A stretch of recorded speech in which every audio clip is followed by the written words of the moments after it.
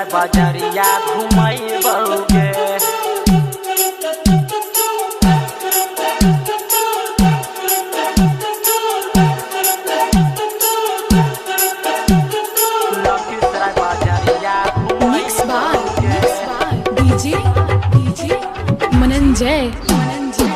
भाड़ा पर टोटो मंगैबौगे मंगैबौगे।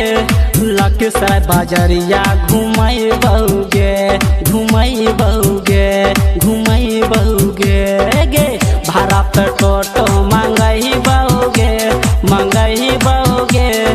लखीसराय बाजरिया घुमैबौगे घुमैबौगे घुमैबौगे।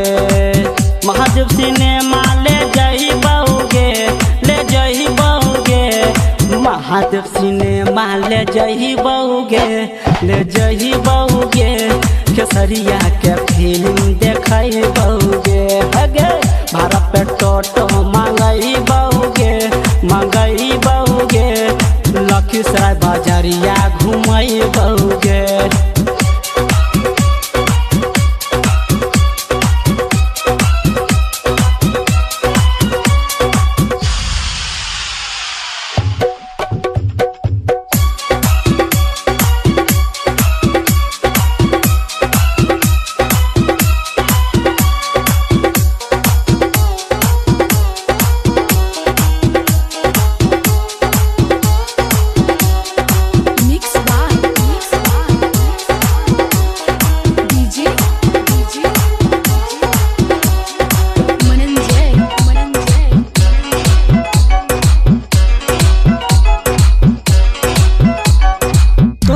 घुमैबहु जमुई बाजार गे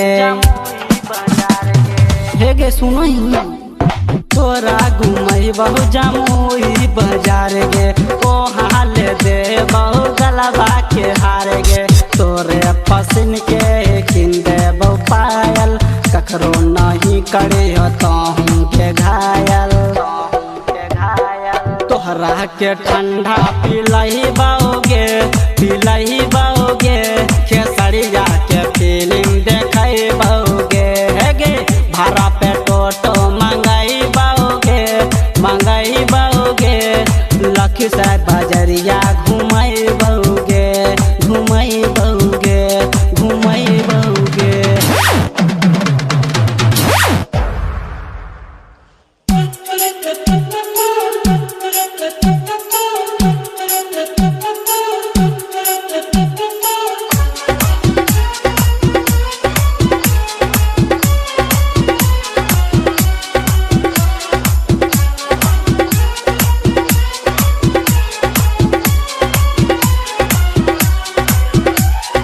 लहंगा में गोहरी लगही कमाल गे हे गे सुनो लहंगा में गोहरी लगही कमाल गे। पटवा के लाली करो छौ बवाल गे। राइटर संदीप से नैना लड़ाले। सोनू छोटो के दीवाना बनाले। लोकेश भारती के गाना सुनैबौगे सुनैबौगे। लखीसराय बाजरिया घुमैबौगे गे। भाड़ा पे टोटो मंगैबौगे मंगैबौगे। लखीसराय बाजरिया घुमैबौगे घुमैबौगे हाँ घुमैबौगे। महादेव सिनेमा ले जइबौगे ले जइबौगे। महादेव सिनेमा ले जइबौगे ले जइबौगे। खेसरिया के फिल्म देखैबौगे हगे। भाड़ा पे टोटो मंगैबौगे मंगैबौगे। लखीसराय बाजरिया घुमैबौगे।